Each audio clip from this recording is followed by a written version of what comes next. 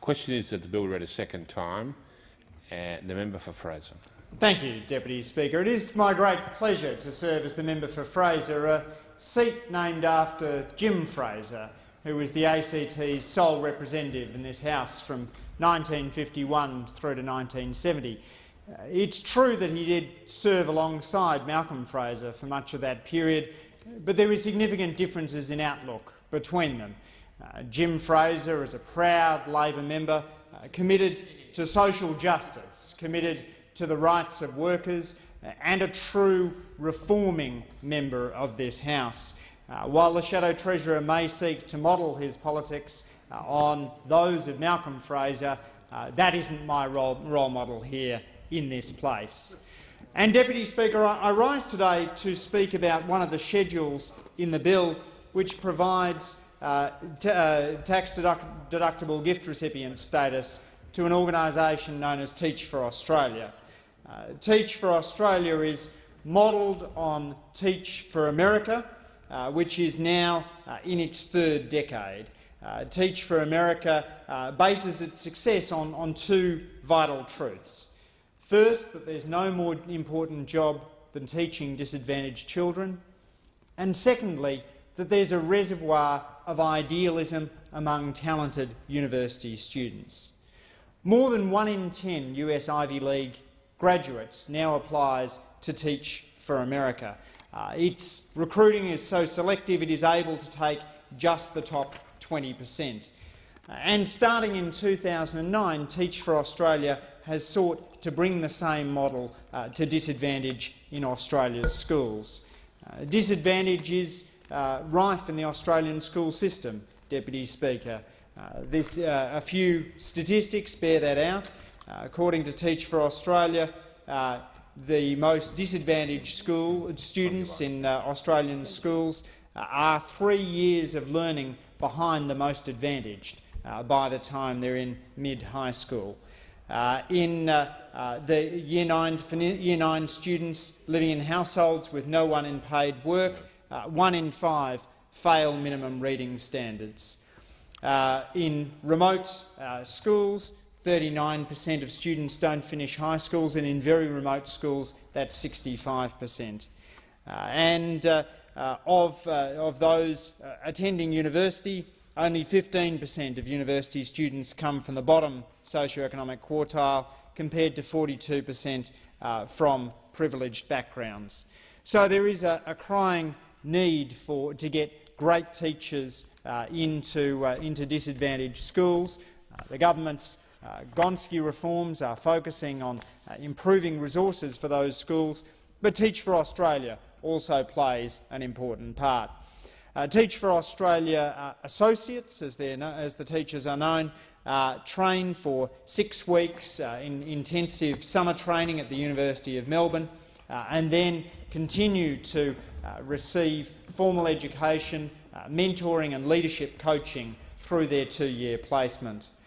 Teach for Australia associates are now teaching in schools in Victoria, the ACT and the Northern Territory, and like Teach for America, they are an extremely selective program.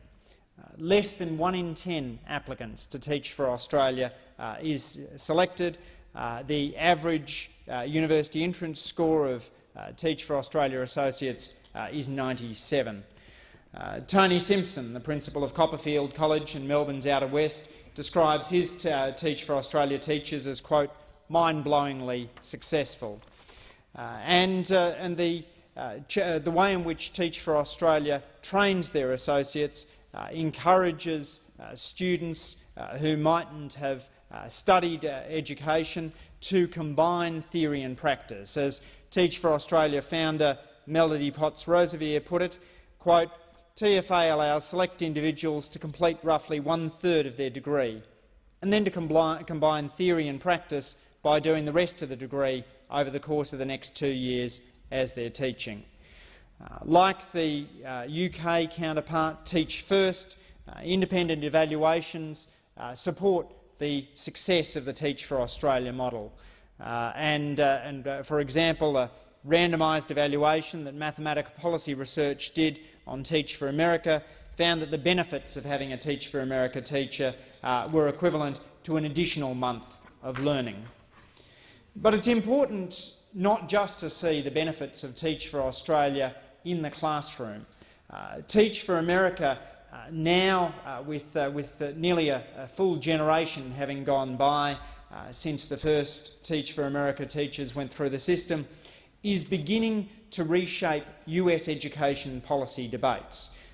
Two Teach for America alumni founded KIPP schools, a set of charter schools that focus on teaching American students in the most disadvantaged neighbourhoods. There's more than 26 elected officials in the United States who have a direct experience of teaching disadvantaged students as a result of Teach for America. And they're like President Obama's Education Secretary, Arne Duncan, who's a far better policymaker for the time he spent teaching disadvantaged students in Chicago as well as in Melbourne. So the challenge that Teach for Australia faces is to show the same successes in Australia. As the Minister for School Education, Early Childhood and Youth has said, quote, "I congratulate these graduates for completing their initial training of the Teach for Australia program and for their commitment to teaching kids in some of our most disadvantaged communities over the next 2 years. Through Teach for Australia, we're giving some of Australia's brightest and keenest graduates the chance to make a real difference in the lives of students who may be struggling because of their social circumstances." And I know a commitment to Teach for Australia, Deputy Speaker, is a bipartisan one. I'd like to acknowledge the member for Aston, who served on the board of Teach for Australia and who I know is a strong supporter, as am I, of the Teach for Australia model. Right here in the ACT, we've seen terrific Teach for Australia teachers working in our schools. Imogen Byrne in Belconnen High School has finished her TFA time and is still teaching at that school. Corey McCann at Corwell High School and Igraine Ridley Smith at Corwell High School, who received the New Educator of the Year award in the 2012 Public Education Excellence Awards, a real testament to her hard work with science and maths students. Felicity Oliver in Erindale Secondary College, Leah van den Bosch at Hawker College. And these are 5 Teach for Australia associates who've now passed their first 2 years in the program but are all in the education system. A clear indication, Deputy Speaker, many Teach for Australia associates stay in the education system beyond the 2 years that they're required to.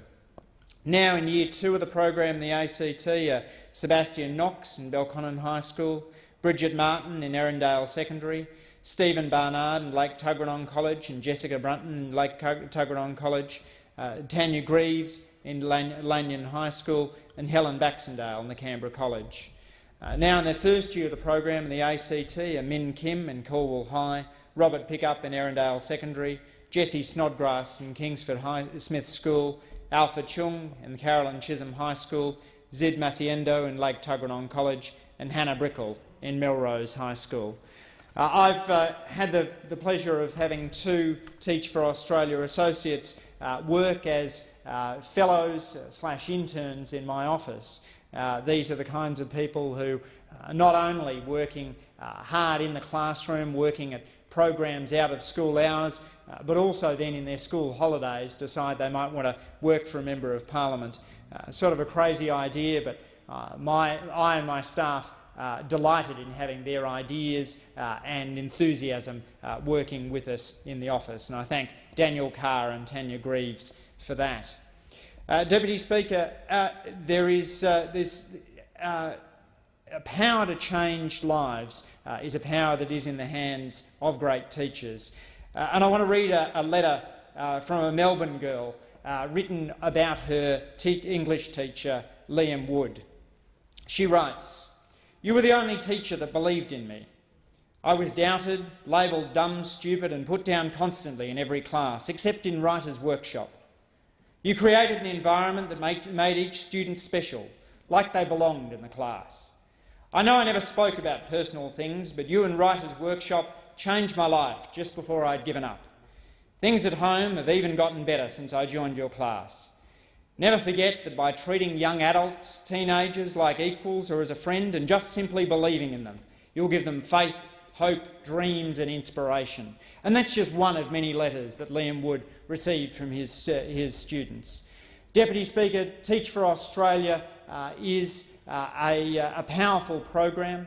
It is changing lives among children in disadvantaged schools, and I hope that as a result of it receiving tax-deductible gift recipient status through this bill, it will encourage further philanthropic support for a program which is part of a broader work that all of us in the House have to do to improve the quality of education that the most disadvantaged students in Australia receive.